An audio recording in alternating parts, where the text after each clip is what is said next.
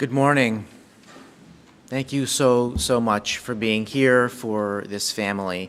I'm Rabbi Jeff Sachs. I'm honored to be here leading the service and up on the bima with Cantor Shockett and also with Hillary Horn, who is the chair of our Social Justice Committee and worked so closely with Leni. It is with profound sadness, and it is also with great gratitude that we gather this morning to say goodbye to a very special soul, a wonderful wife, a devoted mother, a beloved loved one and friend, Leni Newman Bronstein.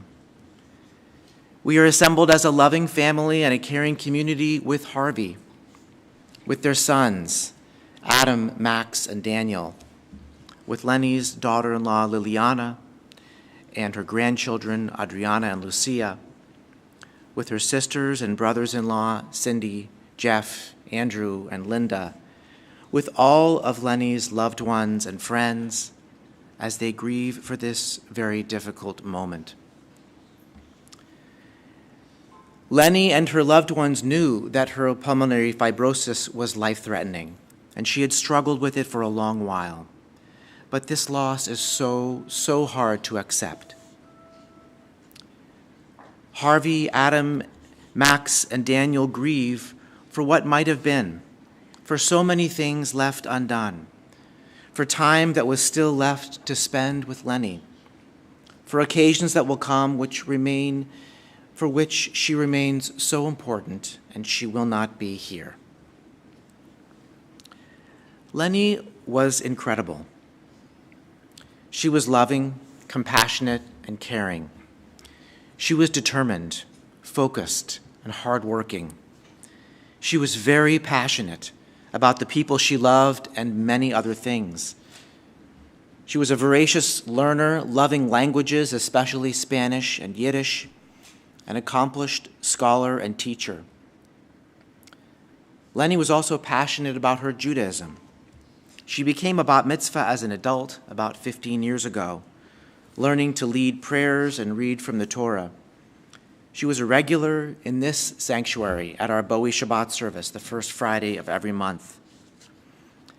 I experienced her incredible determination when I stood with her and Daniel in the hospital last week.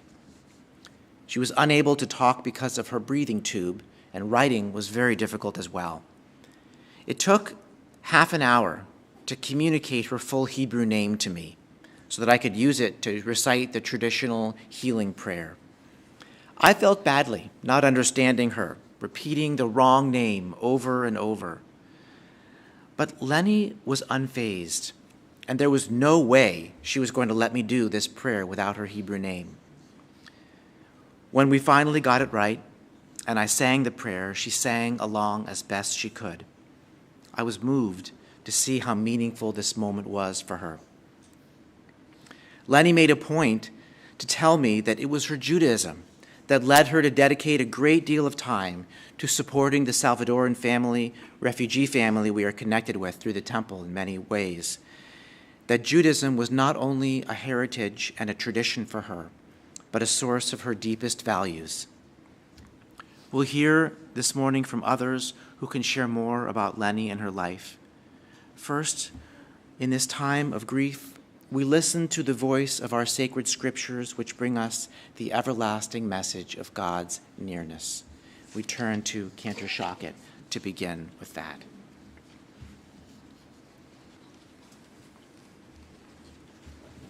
The Psalms over the centuries have brought us peace and wholeness and strength. So we connect Leni's life with those psalmists of the past. So I'll begin with Psalm 23, the psalm that reminds us that God's shadow protects us in the world to come. Adonai roi lo echsar bin hod deshayar bitzeni al mei menuchot yina haleni nafshi yeshovev yancheni v'magle tzedek leman shemo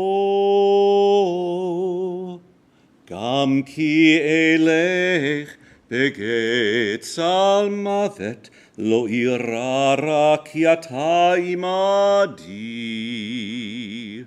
shivtecha umishantecha hemayna chamuni ta'aroch lefanai shulchan neged sorerai dishanta vashemen roshi kosi revayach ach tov v'chesed yirdifuni kol yemei chayai v'shavti beveit Adonai leorech yamim. God is my shepherd, I shall not want. God makes me lie down in green pastures, leads me beside still waters, and restores my soul. You lead me in right paths, O God, for the sake of your name. Even when I walk in the valley of the shadow of death, I fear no evil. For you, O God, are with me. Your rod and your staff, they comfort me. You have set a table before me in the presence of my enemies. You have anointed my head with oil. My cup overflows. Surely goodness and mercy shall follow me all the days of my life, and I shall dwell in the house of God forever. And Psalm 15 says, do we deserve to enter God's sanctuary? Can we merit a place in the presence of God? Live with integrity and do what is right. Speak the truth without deceit. Have no slander upon your tongue. Do no evil to others. Do not mistreat your neighbor. Spurn a contemptible person, but honor those who revere God. Never retract a promise once made, though it may bring you harm. Lend no money at unfair rates. Accept no bribes against the innocent. Make these deeds your own, and then you shall stand firm forever.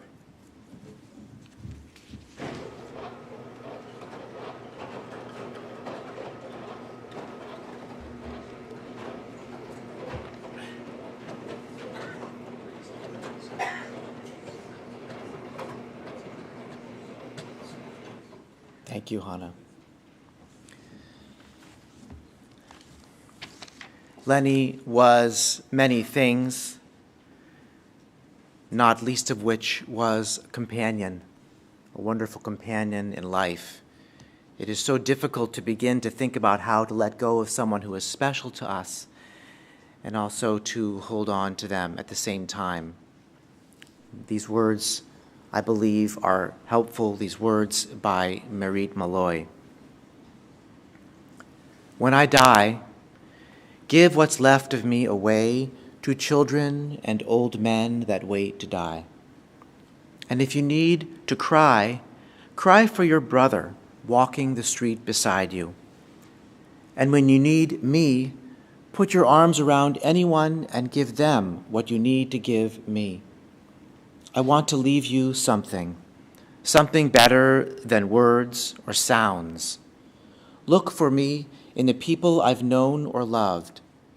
And if you cannot give me away, at least let me live in your eyes and not in your mind. You can love me most by letting hands touch hands, by letting bodies touch bodies, and by letting go of children that need to be free. Love doesn't die, people do. So when all that's left of me is love, give me away. There are traditional words of comfort that are to be offered to a family in mourning. And Judaism tells us not to say these words until this moment, until the day of the burial, because it's so important to allow all of the pain of loss to be felt and to be expressed. So it's really only at this moment that we're even traditionally supposed to begin to think about healing and about comfort. So let this be the first time that we express these words that you'll also repeat again at the graveside.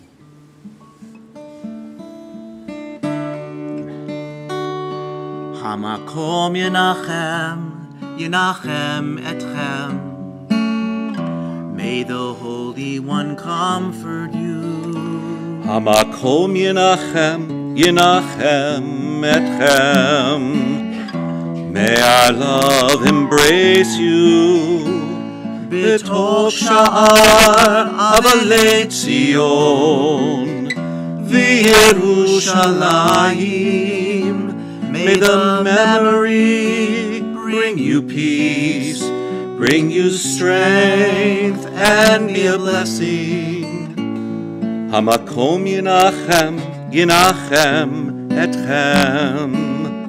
May the Holy One comfort you. Hamakom Yenachem Etchem.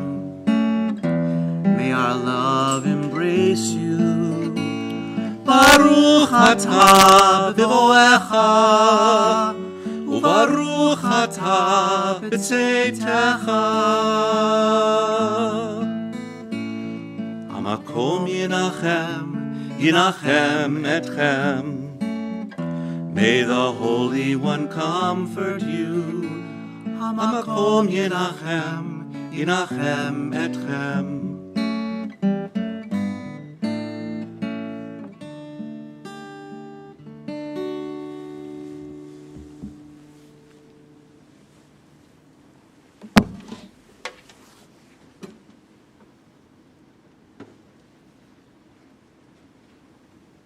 Now we will ask some people to come forward and share their memories of Leni. We begin with a dear friend, Wendy Fox.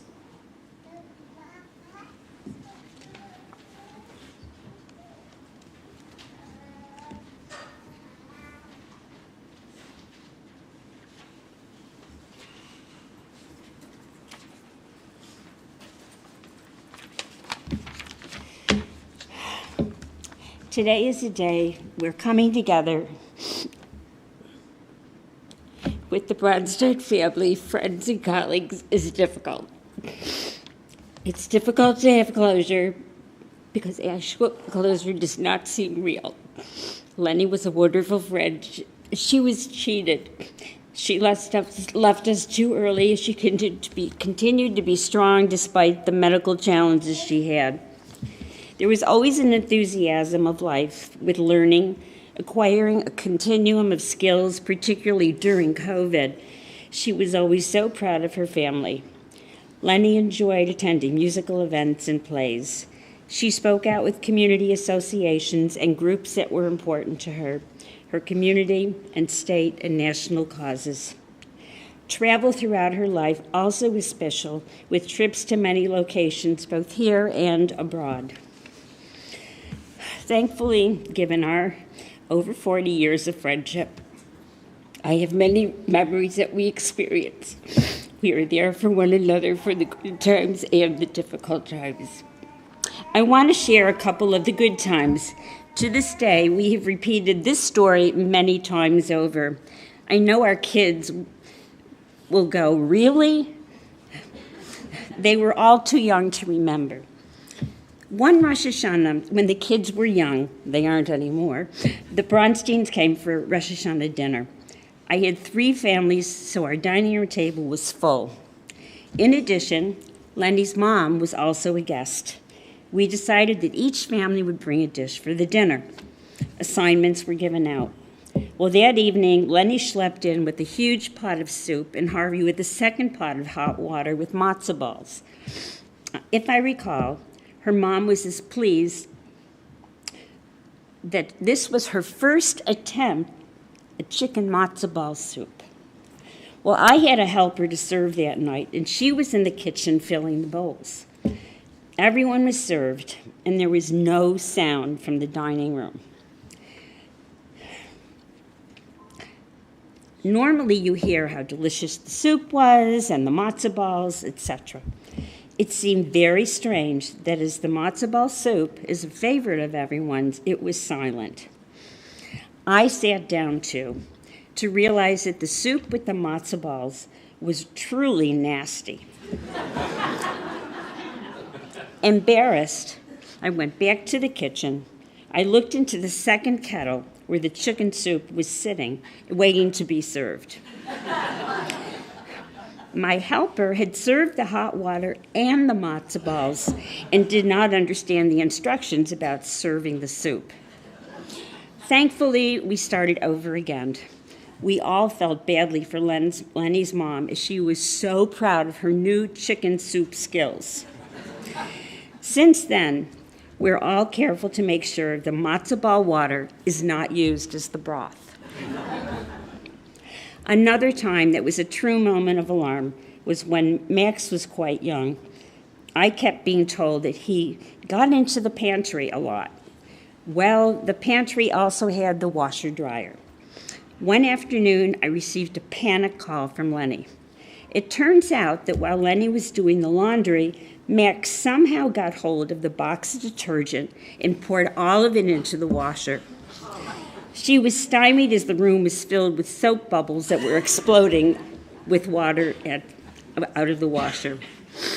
As we have known, Leni was an extremely well-liked teacher of Spanish.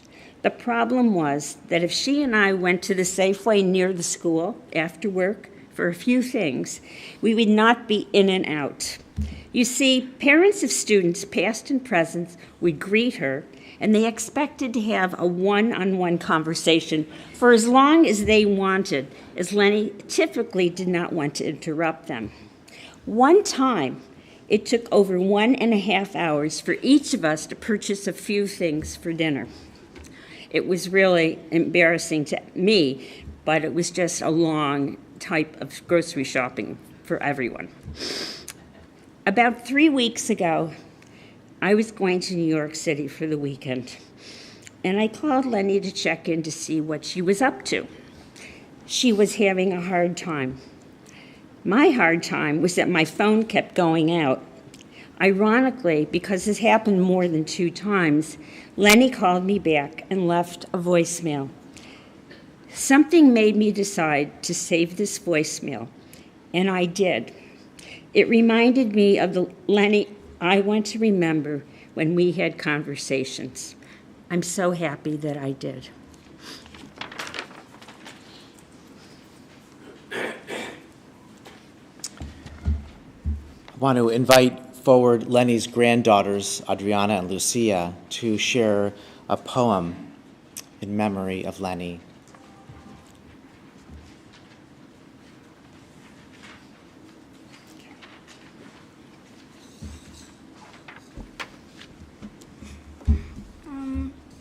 Primera Mañana por Joy Harjo. Thank you.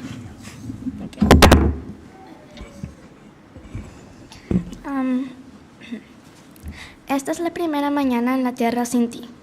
El sol nos saludó después de una semana de lluvia en tus tierras del este verdes y montañosas.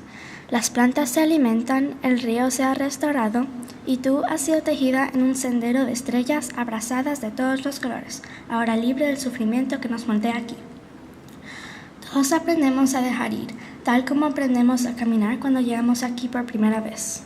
Todos los que pensaste que habías perdido ahora te rodean y eres libre de dolor y desconsuelo.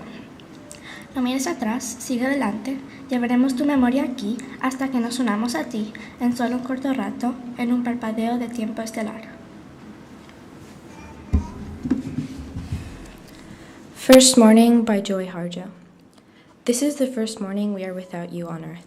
The sun greeted us after a week of rain in your eastern green and mountain homelands. Plants are fed, the river restored, and you have been woven into a path of embracing stars of all colors, now free of the suffering that shapes us here. We all learn to let go, like learning to walk when we first arrive here.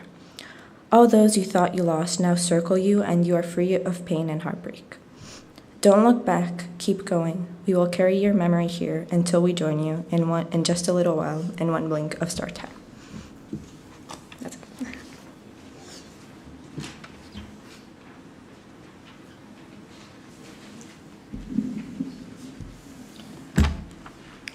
Rita Tovar Gamiro Adams.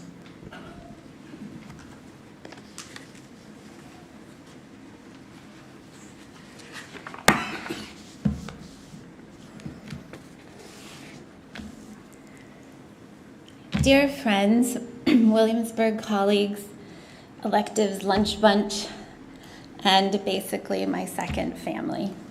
We are here today with heavy hearts, but also to remember and honor the life of a truly remarkable woman, Leni Bronstein. For those of you who don't know me, my name is Rita Adams, and I was Leni's friend, mentee, and colleague at Williamsburg Middle School, where we taught Spanish together. When I think of Leni, three things instantly come to mind.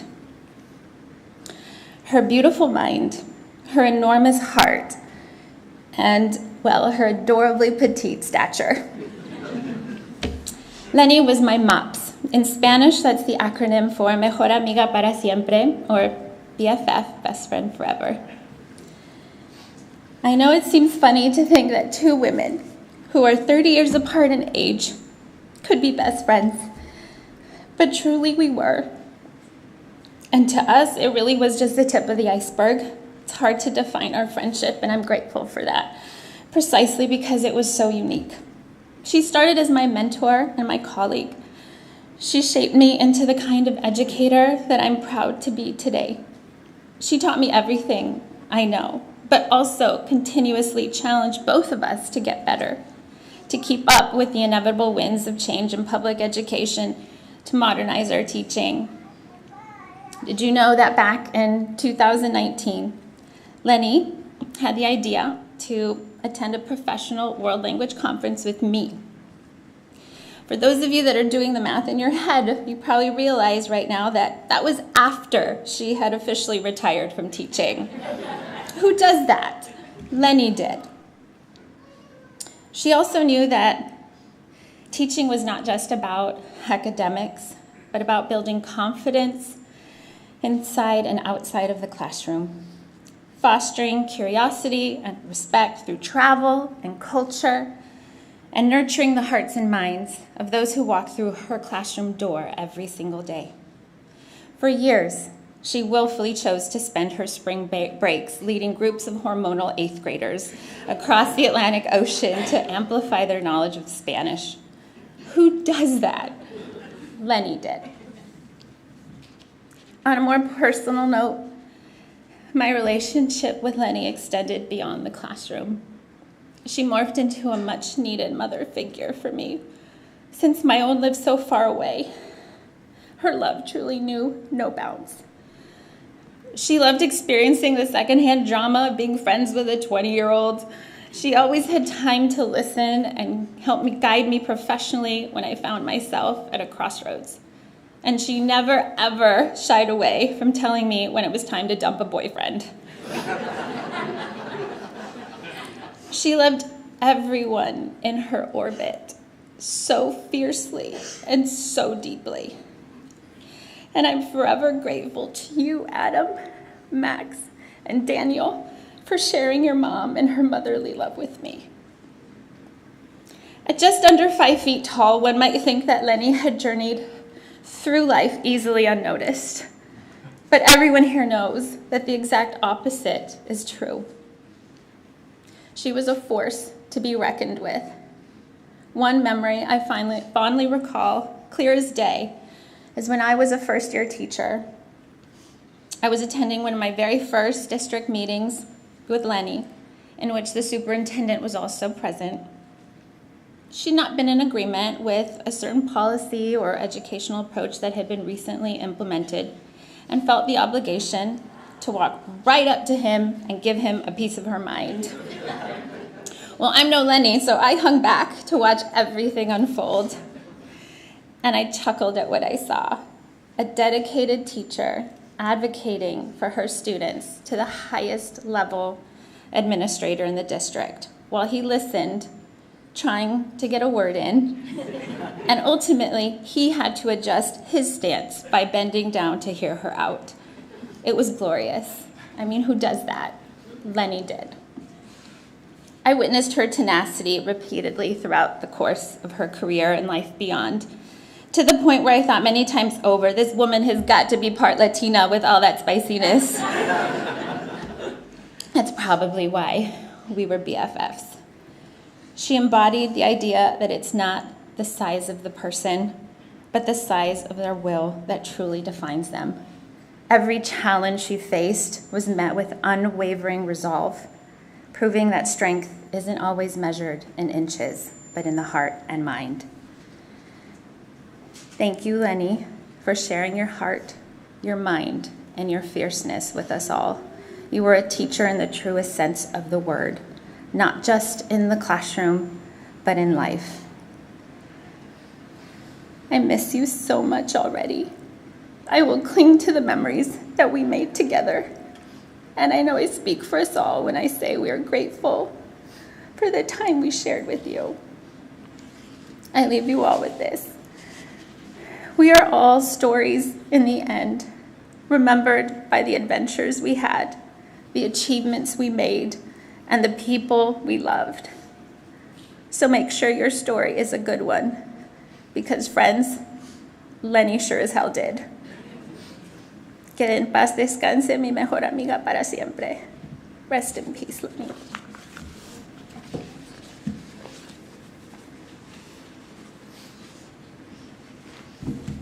And now we will first invite Daniel, Max, and Adam to come up together and speak about their mother, followed by Harvey.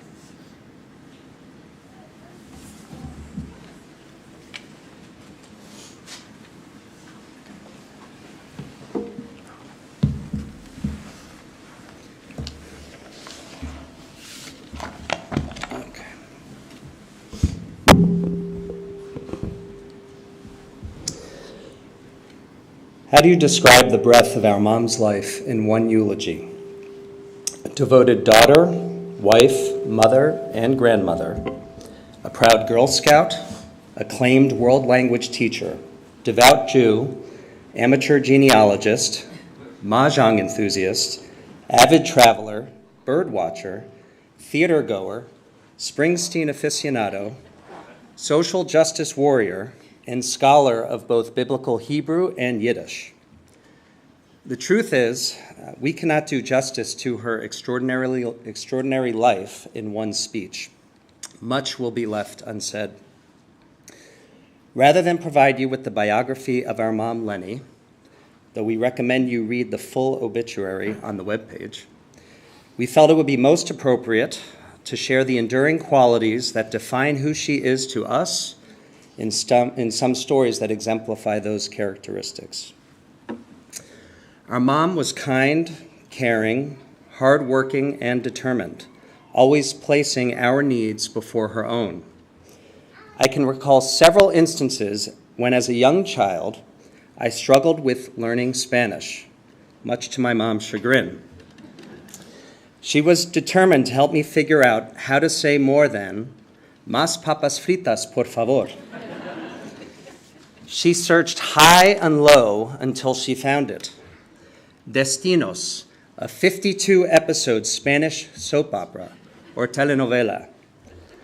My mom suffered through the ups and downs of the fictitious lives of Raquel Rodriguez, Arturo Iglesias, and Don Fernando Castillo Saavedra, just so I could learn the differences between ser and estar, or how to conjugate the irregular verb tener. Her persistence paid off, as nearly 4 decades later, my wife Liliana and daughters Adriana and Lucia can attest to my near fluency. These qualities were also evident as I struggled with sight reading on the piano. I can remember quite a few occasions when I would toil away for hours trying to discern bass clef versus treble clef, time signatures, or the proper musical dynamics. My mother, always nearby in the kitchen, would overhear these difficulties and interject. Let me show you. Never knowing she studied piano, my mother simply sat down and in one try was able to effortlessly sight read entire pieces of music. To this day, I have no idea where she even learned to play the piano, never mind master the intricacies of sight reading. This was all born out of her ethic of kindness, care, hard work, and determination for us to be successful. One other story illustrates our mother's joy and passion for those causes and interests about which she cared. Beside being a Springsteen aficionado, she was fully enmeshed in Beatlemania. Just last spring, after a full-day excursion to Charlottesville to visit the University of Virginia and Monticello, we decided to listen to music in the car on the way home. Invariably, the Beatles became the music of choice. For nearly 3 hours, as my mom, wife, daughters, and I drove through the rolling hills of Albemarle County back to Fairfax, we collectively belted out Blackbird, Let It Be, All You Need Is Love, Come Together, and many other hits. While my mom often succumbed to a persistent cough with her illness in recent years, we all remarked to my mom how she did not cough even one time as we completed the multi-hour sing-along. She seemed just as surprised as the rest of us. When engrossed in her joys and passions, our mother Leni was still extraordinarily devoted and capable. Thank you for always being there for me, my wife Liliana, our daughters Adriana, your nietas, Adriana y Lucia.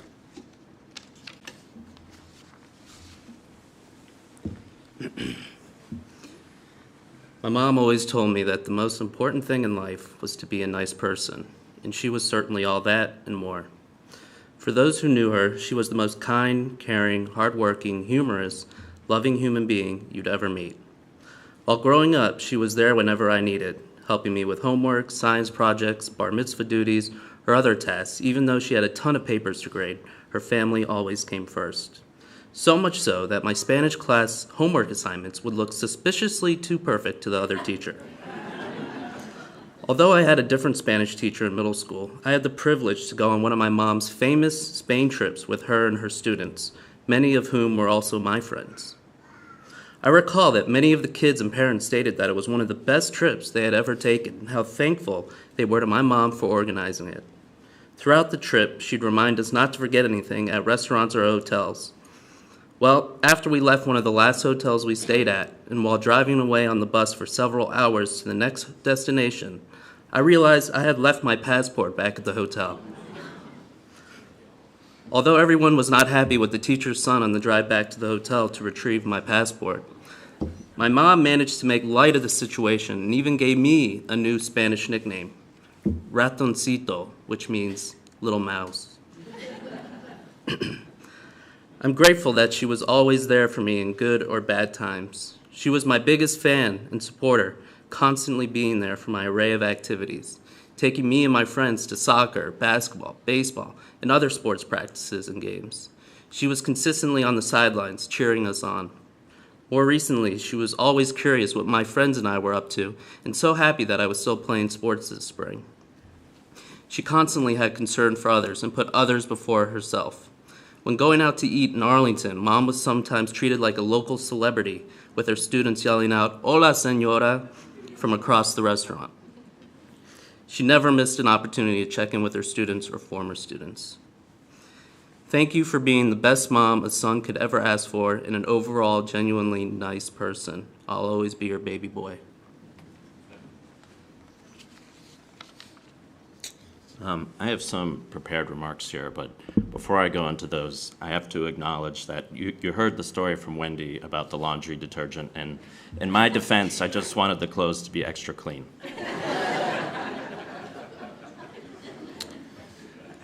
In the last several years, and certainly in the last several weeks, we spent a great deal of time talking about health and meeting with Leni's healthcare team.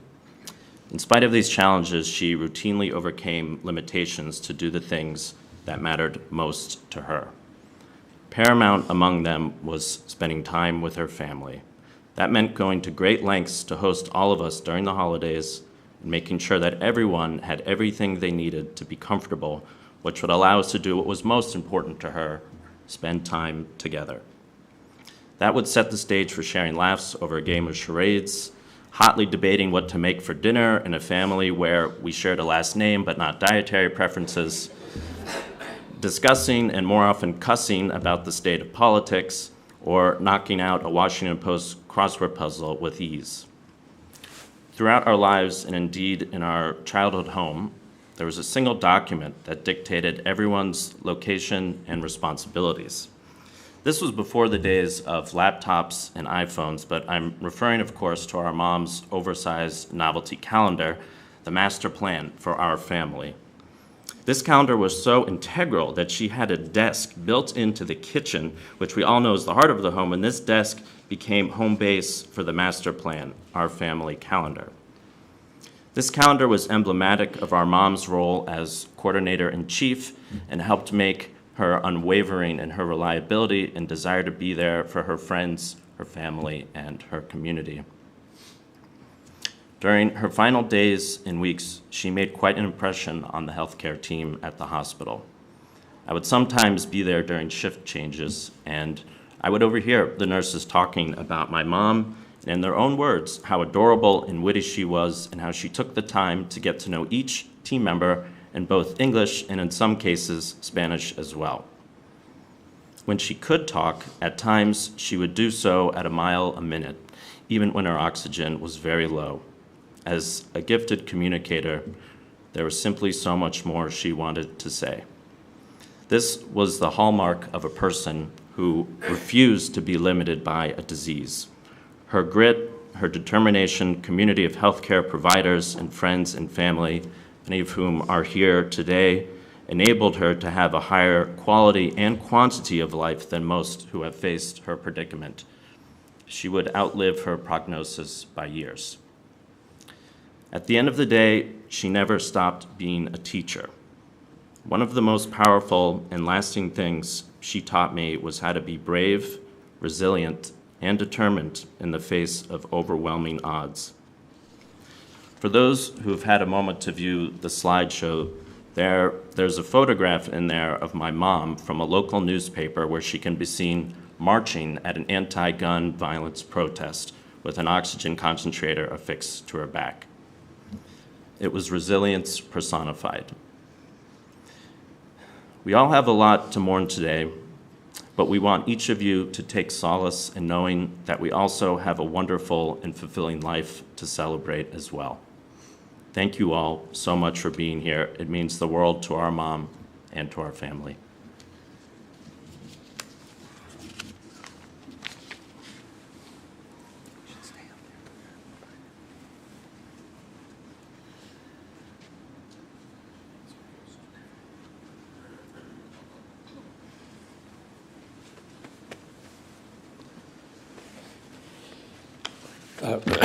The good thing about going last is I got to hear everyone who spoke before me, and while we're all family, know each other, I had no idea what anyone was going to say. We were each kind of individually working on our remarks.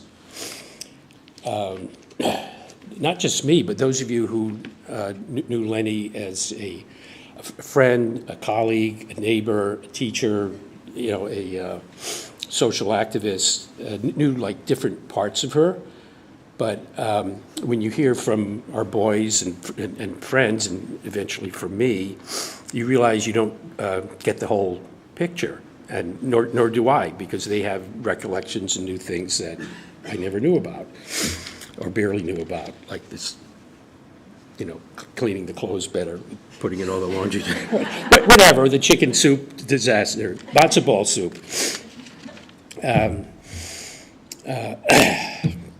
I have prepared remarks because I wasn't sure if I'd make it all the way through. I've talked to people all over the world in languages other than English, but you only do something like this once. So this is the part where the husband gets to eulogize his wife. When I started thinking about this, I realized I'd be... give me a second here. I realized I'd be... I'll do this, yeah. I realize I'll be... maybe I won't. I was okay until a minute ago. I realized I'd be eulogizing Leni for the rest of my life. I'd like to think back that maybe I eulogized her when we first met. And a few single guys, this is not a bad way to flatter a girl. There are lots of poems and songs like that. Of course, while married, maybe I didn't eulogize or praise her enough. I probably didn't say I love you enough either. Okay, what are wives good for? Women, of course, are the civilizing force in society. Otherwise, men would be like a bunch of puppy dogs running around in the woods or wasting endless time eating pizza and beer, playing video games, and watching TV. However, married men do live longer than single men, and there's a reason for that. The women know that. When your children are boys, I'm surrounded here, one of our great regrets was not having a daughter or two, but that had to wait until the next generation, and we did very well with that. Anyhow, when your children are boys, there's always their curiosity about their parents and how they did in sports. Could they do this? Could they run? Could they throw? Whatever. Well, that's something moms don't have a lot of time for. But I can tell you, Leni could play tennis. She did a 1 mile open ocean swim when she was 12 years old. She knew how to ride a horse, and she was sufficiently interested in snorkeling that she had prescription goggles. You just don't put your goggles over the eyeglasses. The goggles have to be prescription. And yes, she could ski. Many of you know me as a skier. In fact, our honeymoon was supposed to be a ski vacation in Maine, but that January there wasn't enough snow. So even driving up to Quebec, we didn't get enough snow. She gave up skiing after a few more tries, and years later she told me the only reason she stuck to skiing for as long as she did was she didn't want me to be stolen by a ski bunny, okay? I told her ski bunnies only exist in the movies, although I once photographed a ski bunny in the wild, the two-legged kind. I don't know if I ever showed this to her. By today's standards, we married young, but in the 1970s, we were the exact average age of marriage. Boy 23, girl 21. People have such a delayed approach to life these days. I sound like I was born in the last century, which I was, okay? But the girl or boy you marry when you're in your 20s is not the same person when you're 50 or when you're 70. This is not something to fear, but to embrace. It's an adventure. After a year or two of dating, we got around to the marriage discussion. At that point, we sat down. I had to tell her a couple of things about me. She had this very worried look in her face. Her green eyes were wide open. She probably thought I was in the mafia or had illegitimate children or a criminal record, or all three. I then confessed to her great relief that I simply like to play the trumpet and to ski. She was greatly relieved to hear this. It's like, oh, is that all? That kind of thing. Little did she know that she would become both a band widow and a ski widow. A band widow is not always a woman, but it's like, when you have to go to band practice or to performance, that's like a few hours. Oh, you're going again. Where are you going for this? So that's a band widow. And a ski widow takes a little more time because skiing in this part of the country, not so good. Rocky Mountains, that's where it's at. So that takes more than a couple of days. Fortunately, I have friends and cousins in Colorado, so I always had a free place to stay, but none of them lived near a ski area. It was another trip to get up into the high country. One of the many challenges of marriage is adjusting to each other as you mature, and the many ways you change as you mature. This is something many couples can't quite figure out. Somehow, Leni and I managed to sustain our relationship even while raising 3 boys, working full-time, including my extensive overseas work, occasional ski trips, and playing in band. Technically, Leni was smarter than me. Try matching wits with someone whose lowest grade at Georgetown was an A and was Phi Beta Kappa at Boston University. You may have seen this kind of situation before in movies where the woman gets the upper hand on the man and turning her cleverness or superior intellect to her advantage. But Leni was never manipulative. At least I don't think she was. Okay, our boys, nonetheless, were very lucky to get their brains and good looks from their mom. Leni was an excellent cook. I never got much past cooking merit badge. We have at least one Eagle Scout in the audience here, so they know about that. Leni was not gourmet, but more importantly, she was nutrition conscious, favoring vegetables over sweets. She gave up meat several years ago. Eating together for us, whether as a family or as a couple, wasn't just getting food into your mouth, but it was an occasion to interact, have some together time together, even when we had 3 boys coming and going and whirling around. She was very resourceful when it was dinner time. She had the ability just to open the fridge, and in a few minutes, just from what was haphazardly in the fridge, she would figure out what we could make. And she devised a good meal. It just wasn't, I don't know what we can't eat, let's get takeout or go to a restaurant. No, she could open up the fridge in the cupboard and figure out, dinner. And it worked. My job was the less glamorous one, which was clean up, boiling water, and cutting vegetables. You can do a lot with that. Okay, Spanish. Leni's maiden name was Newman, in German Neumann, so can hardly claim to have any Hispanic or, in Judaism, Sephardic relationship. Historically, in Judaism, there were those from Northern Europe, the Ashkenazim, basically German-speaking countries, and then the ones from Spain, Sephardic. So these are kind of the 2 things. So she knew so much about Spain and about Spanish. I don't know if it's possible, but she was kind of like, she became like an honorary Sephardic, even with the maiden name of Newman, and naming children names like Max, and So yeah.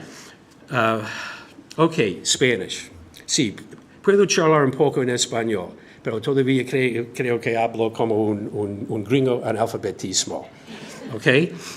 But Leni was not my Spanish teacher.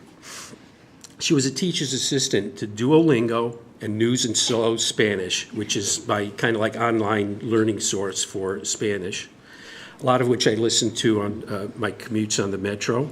I've also made several business trips to South America. So the student trips. I never wanted to go on these student trips, even once I was retired. And certainly not when I was working. I didn't want to squander my vacation time hanging around with a bunch of hormonal middle school kids. But after a while, I ran out of excuses, and I went on a couple of the student trips. They weren't nearly as bad as I thought. There were no deaths and no injuries. Gracias a Dios. Okay? So, but we also took a couple of trips by ourselves to Spain, sin alumnos, without students. These were the best. Leni was better traveled in Spain than most Spaniards. I like to think she was impressed with how I could get around by myself in Spain and could even read a newspaper in Spain. Not every word, but, not bad for a gringo. Okay, I got to tell you about one student trip. Daniel told you about one of his misadventures. We had other misadventures, but I'll just tell you about one. It wasn't a misadventure, it was just, okay. So on one student trip, I had to take 3 boys separately away from the group. Not for behavior things, it was just like a scheduling thing. So we were in Madrid, and so I was with the 3 boys, and Leni was with was with the main group. So I and the 3 boys, we had to take a taxi to rejoin the group. I sat in the front, the 3 boys were in the back. I was chatting away in Spanish with the taxi driver in the front, who was very friendly. He was from Colombia. I love people from Colombia. They have a very easy to understand Spanish accent. If you're a gringo, you get very picky about what kind of accent you want to listen to. Maybe it's like the difference between Brooklyn and Arkansas. I don't know. So when we left the taxi, we were walking over to our group. So a couple of the boys were ahead of me, and one remarked to the other, "Did you see how Senor Bronstein was talking with the driver?" And then the other kid said, "No wonder Senora Bronstein can speak Spanish." Of course, they had it totally backwards.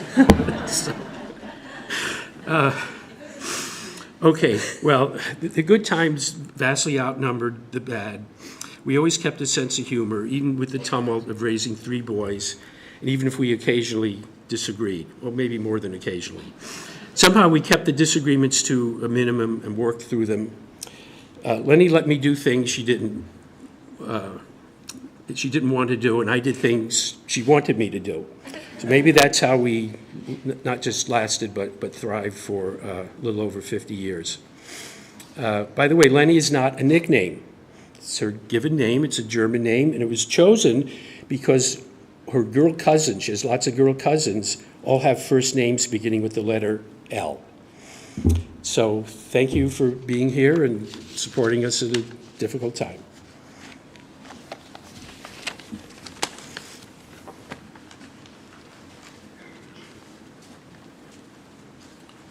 Thank you so much. Wow, what beautiful memories. You've heard so much about Leni being a teacher, but she was also a student for so many years, even really to these last few years. She always wanted to learn. And one of the things that I heard about the other day when Harvey and the boys and Rabbi Sachs and I were talking was that one of the first languages she learned was Yiddish. And she became quite fluent in Yiddish. She was born in Brooklyn. Jersey City, right, Jersey City. Close. Her father was born in Brooklyn, I think you told me. Correct. Right. And she loved learning these languages. And Yiddish was one of those. And so I wanted to sing a song that is in many ways a lullaby, because her grandmother used to sing lullabies to her in Yiddish, but is also about learning.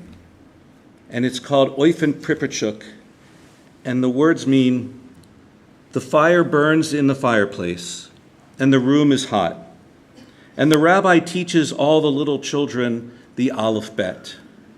See now the little ones. Remember, children, don't forget it, please. Say it once and say it over again. Kometz Aleph O.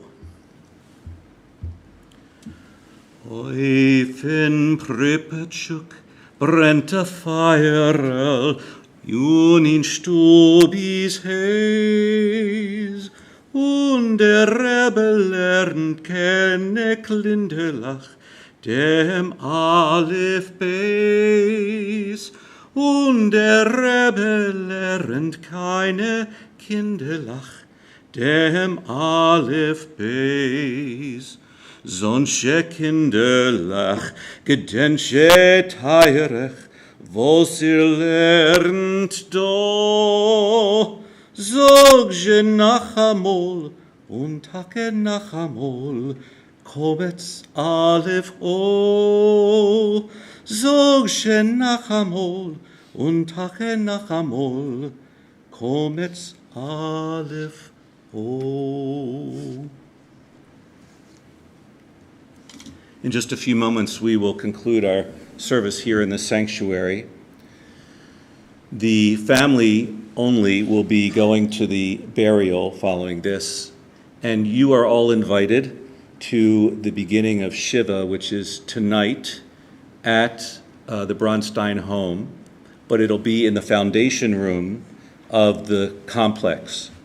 And I believe, Harvey, you said people should park either in the Vienna Metro parking or across the street from the Vienna Metro parking. We put out Yeah. instructions about And there also may be people there directing you to the foundation room. it's called club room, they call it. Club room. Club room. Okay. Function room. Function room, club. Club room. So that's at 6:30 tonight, and you're all welcome to attend. And then they'll also have another Shiva on Tuesday night at 6:30 at the Bronstein home itself.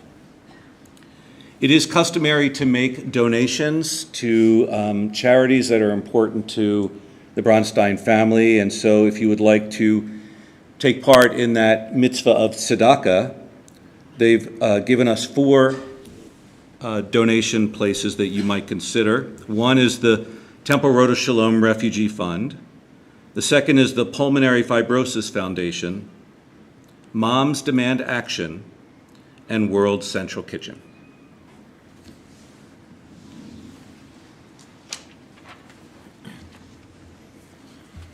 As we now prepare for the El Malei Rachamim Memorial Prayer, I invite you to rise if it's comfortable.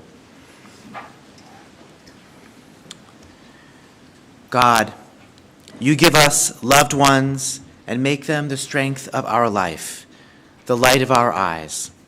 They depart and leave us bereft on a lonely way, but you are the living fountain from which our healing flows. To you the stricken look for comfort, and the sorrow-laden for consolation. O God, we see life as through windows that open on eternity. We see that love endures, and the soul endures, as you, O God, endure forever.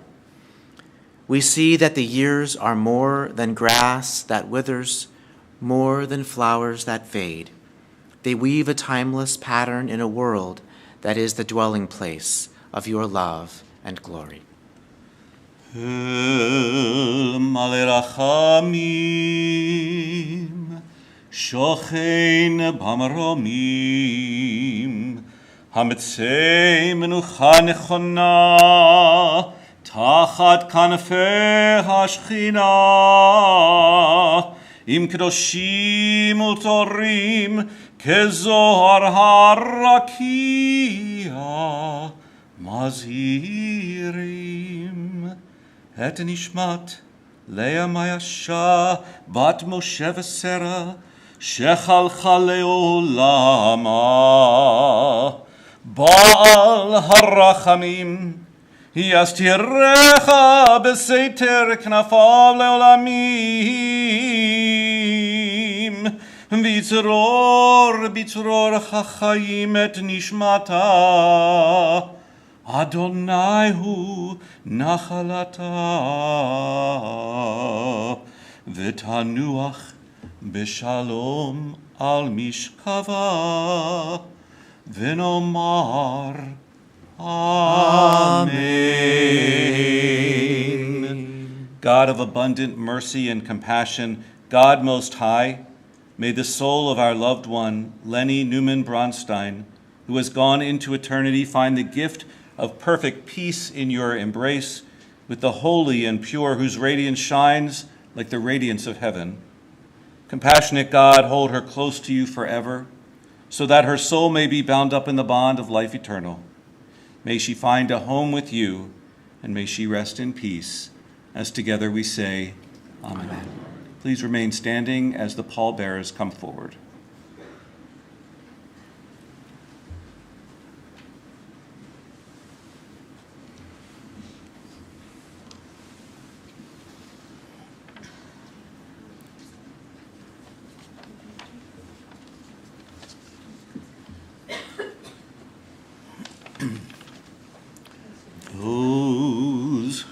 sow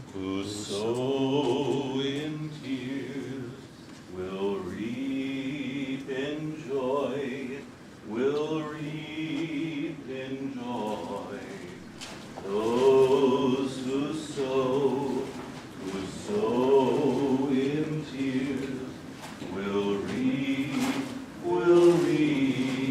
in joy. Azorim, Edima, Erina, Nitzoru, Azorim, Edima,